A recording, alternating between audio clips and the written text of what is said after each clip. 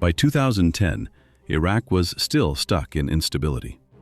Entire cities sat under siege. Al-Qaeda in Iraq had already opened the door. Then ISIS took over. In 2014, it seized Mosul, Iraq's second-largest city, and declared a caliphate. Many of its leaders had once worn Saddam's army uniform. The old state was gone. The fighters moved in. Millions were forced out. Historic cities and monuments were shattered. The country that once feared one man now faced thousands of fanatics, and the vacuum kept widening. The United States came back with airstrikes and troops. Saddam's fall had not closed the war. It had left the ground open. The opening turned into revenge. The guards' behavior made the execution look less like law and more like payback. Once the video went public, the Iraqi government faced heavy criticism at home and abroad. Leaders questioned the timing during a religious holiday and the way it was handled. Inside Iraq, some called it necessary, while others said it only fed Sunni and Shia hatred. His family received Saddam's body and buried him in Aliyah the next day. Supporters came to the grave. The grave became a pilgrimage site. In 2006, the bombing at the Al-Askari shrine in Samarra pushed the sectarian split further. Bombings, assassinations, and kidnappings followed. By 2007, thousands of Iraqis were dying every month, and the violence had become routine news. Saddam's execution had not brought peace. The centralized dictatorship gave way to chaos and militia control. It opened old wounds again, and even his own tribe split apart. Some family members were killed in revenge attacks. Others fled Iraq altogether, and his half-brothers and cousins were executed or exiled. The new government still fought corruption, foreign interference, and endless violence. The leak cut loose what the state could not hold. Street violence had already spread across Iraq. Now one witness's phone pulled the execution out of the room. It happened before the official story could harden. Radio stations, television channels, and newspapers carried the breaking news that morning. Then a secret cell phone video showed what the official cameras did not. Saddam stood on the platform, ringed by guards and witnesses. Several voices shouted sectarian slogans, harsh and mocking. The room turned hot in seconds. He answered briefly, angry but composed. Then the trap door opened. The screen shook, the picture broke, and the room vanished into black. The official record ended there. Within hours, the footage was across the internet and on news channels worldwide. Millions watched, not just Iraqis, but people from every continent. For many, it was the first close view of a modern dictator's execution. A private recording had turned one room into a global replay. Some viewers called it justice. After the handoff to Iraqi officials, the route stayed hidden. An armored vehicle carried Saddam through dark, quiet streets in northern Baghdad. The destination was the former Iraqi intelligence headquarters in the Kadima district. Saddam's regime had tortured prisoners there before. The room was small and dim. Concrete walls closed it in. A wooden platform stood above a steel trap door. A thick rope hung from the ceiling. Security kept only a handful inside. A doctor, a cleric, government officials, security officers, and court witnesses filled the room. Some spoke for the victims of Saddam's regime.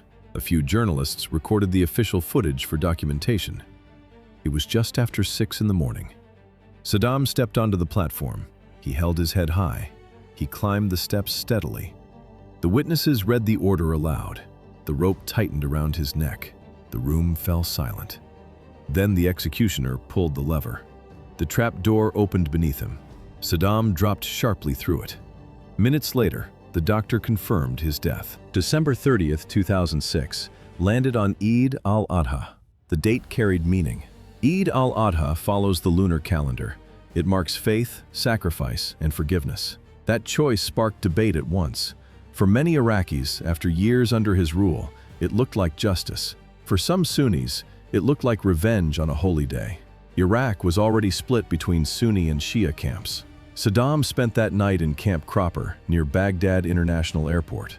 American guards kept him in isolation for months. They followed strict procedures. No abuse, no public display, only constant watch. He stayed inside that order. He asked to keep his Quran. They let it stay with him. He prayed, read verses, and spoke quietly to himself through much of the night. Those who saw him said he looked resigned, not broken. Around 2:30 in the morning, American guards entered his cell. They told him it was time. They tied his hands behind his back with plastic cuffs and draped a black coat over his shoulders. He refused the hood. He wanted to face it with open eyes. The Americans then handed him to Iraqi officials. On November 5, 2006, the Baghdad court ruled on Dujail, north of Baghdad. The case grew from the 1982 convoy attack. It found Saddam guilty of crimes against humanity. The sentence was death by hanging. He answered with a shout. That shout did not stop the trial. The pressure moved off the bench and into the homes of judges and lawyers. Families were sent to secret locations.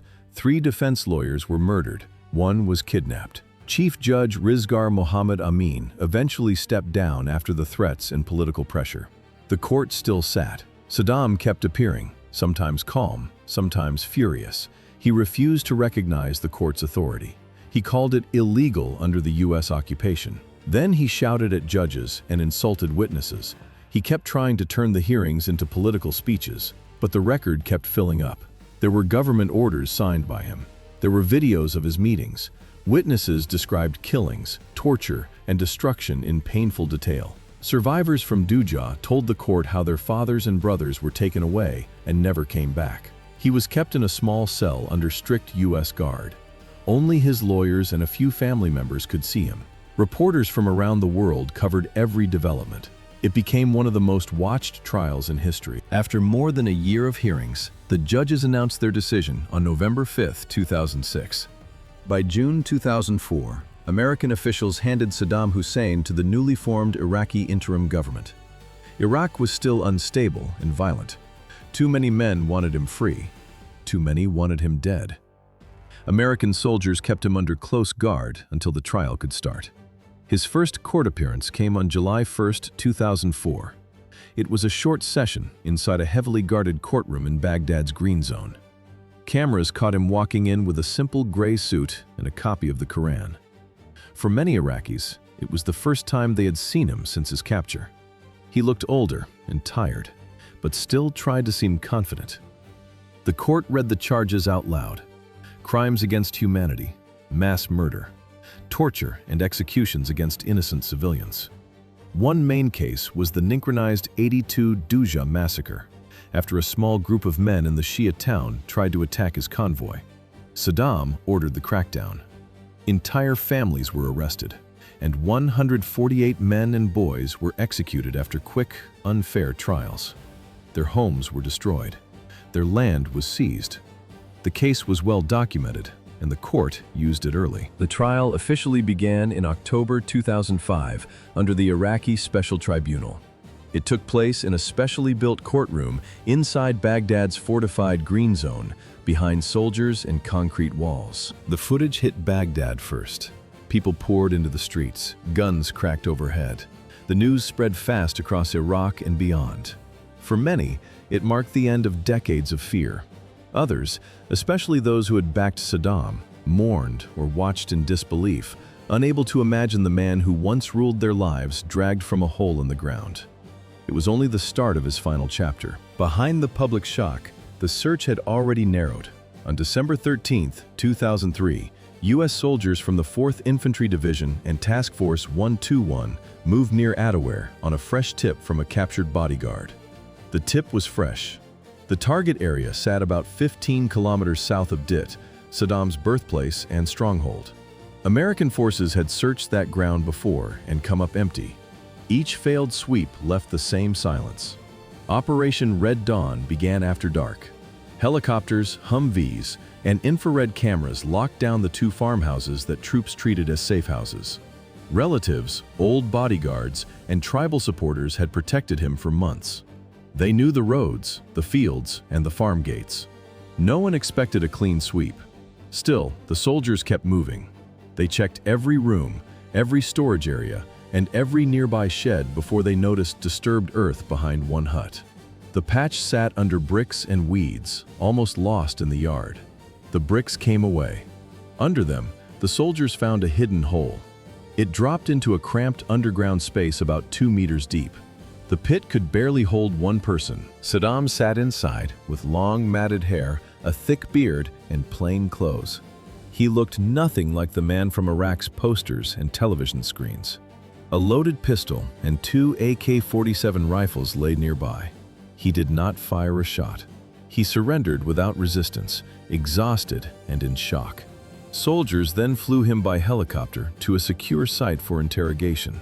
Within hours, DNA, scars, and dental records confirmed his identity. Before the identity check mattered, the search had already spread across hundreds of locations. Soldiers worked farms and desert hideouts.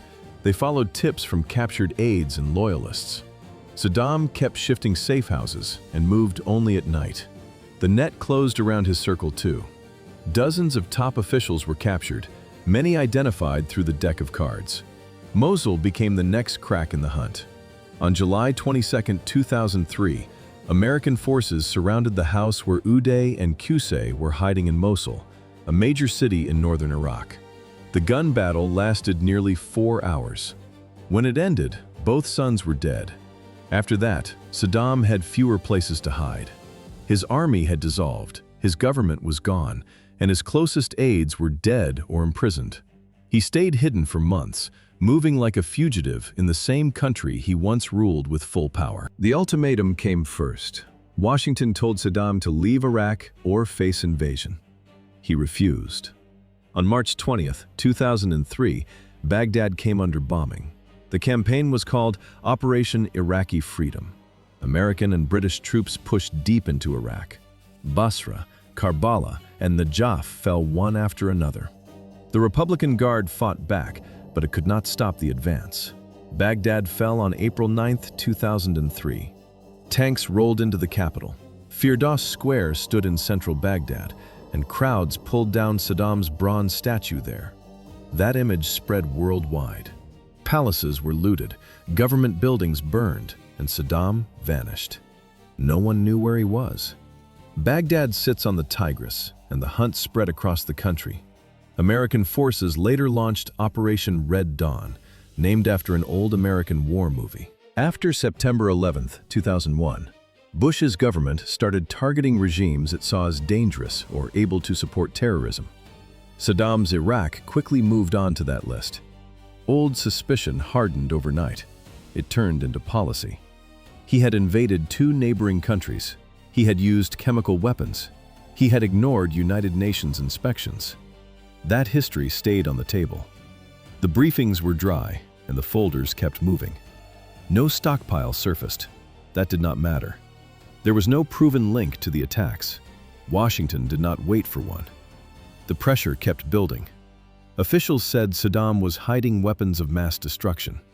They named nuclear, biological, and chemical weapons. American reports pointed to anthrax and sarin gas. Sarin is a nerve agent.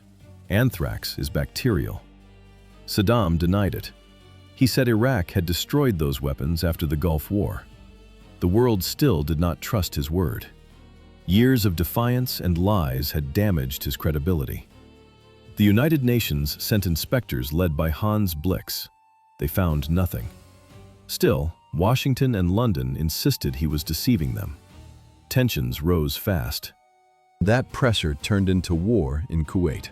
Iraq crossed the border in 1990. It called Kuwait its 19th province. The claim landed badly everywhere. Within months, the United States led a coalition of 35 nations. Operation Desert Storm began in January 1991, and 6 weeks of bombing and ground attacks followed. Saddam's army was broken apart. Tens of thousands of Iraqi soldiers were killed or captured. He remained in power anyway. He crushed uprisings in the north and south, using helicopter gunships and tanks against civilians. By the late 1990s, United Nations sanctions had stripped the country bare. Food, medicine, and supplies became scarce. Children starved in plain sight. Inside his palaces, Saddam kept golden furniture, private zoos, and portraits of himself. His grip stayed tight anyway, but cracks formed beneath him. Those cracks did not start inside the palaces. They opened on the Iranian front. In September 1980, Saddam launched a full-scale invasion of Iran. He turned a border clash into an 8-year war. Millions were killed or wounded. Shells turned cities into rubble. Mustard gas burned skin and lungs for hours. Saddam used it against Iranian soldiers and against his own Kurdish population. Most countries stayed silent. After the 1979 Islamic Revolution, Western states feared Iran's rise and quietly supported Saddam. The United States gave intelligence. France and the Soviet Union sold him weapons. In 1988, the war ended with no winner. Saddam celebrated anyway. Years before the war's collapse, Saddam had already built his rule on fear. Ahmed Hassan al-Bakr stood in the way. In 1979, Saddam forced him to resign, then took the presidency, commander-in-chief, and head of everything that mattered. The Mukhabarat could arrest anyone, anytime. That same year, he brought hundreds of top officials into one room. He read names aloud. Each name meant betrayal. Guards dragged the named men out, and the room went still after every accusation. They executed some. They sent others to prison. One day, no rivals left. After the purge, the story returns to Al-Auja, a small village near Tikrit in northern Iraq. On April 28, 1937, Saddam was born there. His father disappeared. His mother and uncle raised him. Iraq was in chaos. By the late 1950s, coups, assassinations, and shifting governments hit Iraq repeatedly. In 1957, he joined the Ba'ath Party. He wanted control, not unity. After the bloodless 1968 coup, he became vice president under Ahmed Hassan al-Bakr. From vice president, his rule stretched over more than 2 decades in power. He promised strength, unity, and prosperity. Night after night, doors stayed shut, and empty courtyards spread across the country. Families vanished overnight. Millions lived in silence until 2006 brought his execution at last.